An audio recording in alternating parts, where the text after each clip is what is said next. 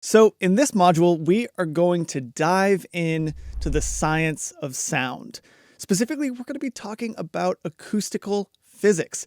Basically, why things sound the way that they do. Now, you might be thinking, why do I actually need to know any of this stuff? I just want you to teach me reverb. Why do I have to learn about physics? Well, here's the thing. I want you to be a lifelong user of reverb. And every single parameter in a reverb unit is based off of something in acoustical physics.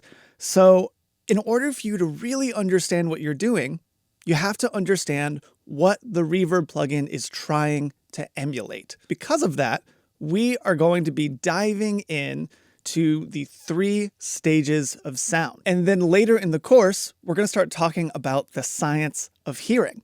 Because everything in a reverb unit that doesn't have to do with physics does have to do with how your ears perceive sound. So any sound that's made in nature is made up of 3 separate parts: the direct sound, the early reflections, and the late reflections. Let's take a quick look at what I'm actually talking about, because it deals a lot with how reverb works. So I want you to imagine that you are in a room, and you're in one corner and someone else is in the other corner, and that person just starts clapping once or twice. What happens when that person claps? So basically, sound waves, sound vibrations, they emanate from that clap in all directions: forwards, backwards, up, down, everywhere.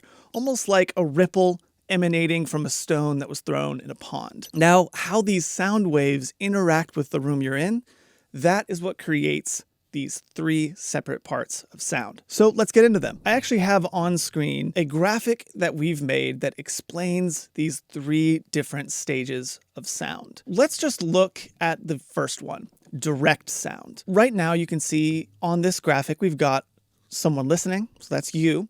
We've got someone at the other corner of the room clapping, and we have this little arrow in between the two.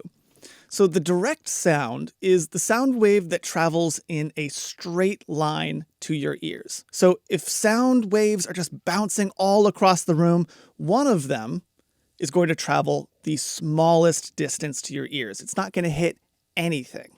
That is what's known as the direct sound. Then we move on to the early reflections. Early reflections are the sound waves that bounced off of 1 or 2 walls or surfaces and went straight into your ears.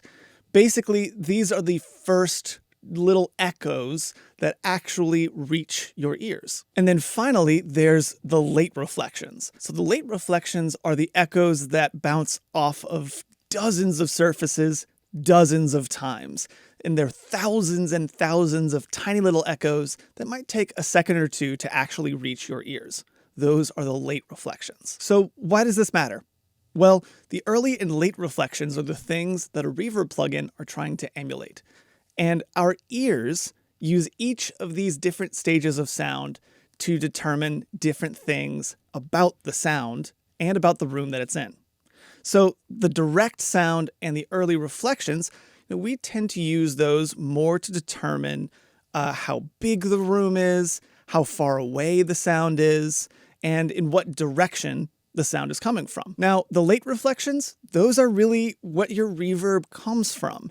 These are the things that our ears use to determine the makeup of the room, and the shape of the room, and the tone of the room, and all of these little individual factors that help us to visualize the space. So let's take our imaginary situation of you in a room with someone clapping, and let's expound upon that a little bit. So let's say that you are in a cave, and you are at one side of the cave, and your friend who's clapping is in another part of the cave. So the direct sound is that first sound that's going to reach you after your friend claps. That's not really going to give you any information other than, oh, I'm hearing a clap. Then a few sound waves are going to bounce off of the walls of the cave and reach your ears. You are going to be using the early reflections to tell the distance, so how far away your friend is, to tell the direction, where your friend is in respect to you, and generally how big the room is. so how large the cave is. But what you don't know is that you're in a cave. So if I was to take all of the late reflections out and you were to close your eyes in this cave and you were to only get the early reflections, which are so short that you can barely even hear them, you would be able to say, okay, my friend is probably 20 feet away over there, over there to the left, and we're in a pretty big room.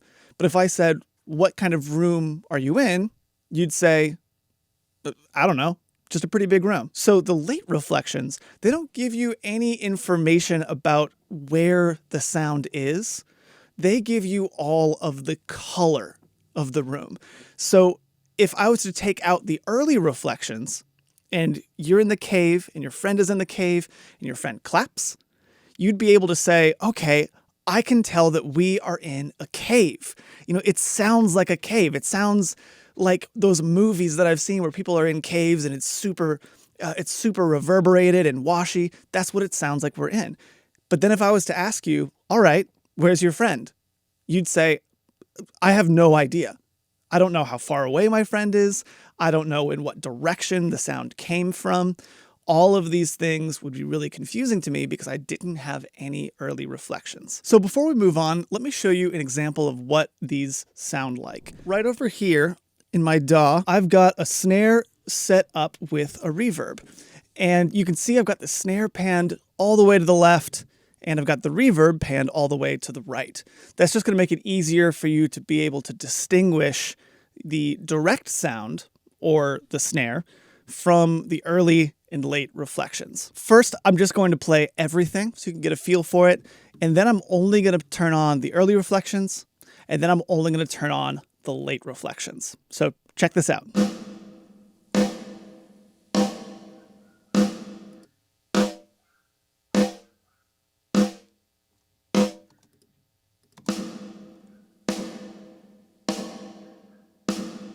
So you could hear that the early reflections were really, really fast and really, really short. It literally sounded like a bunch of tiny delays. But the late reflections truly sounded like the reverb. It sounded like the tone of the room. So throughout this course, we're going to be focusing in on early reflections and late reflections and how you can use your reverb plugins to create those two different goals. Our goal of creating space and our goal of creating style.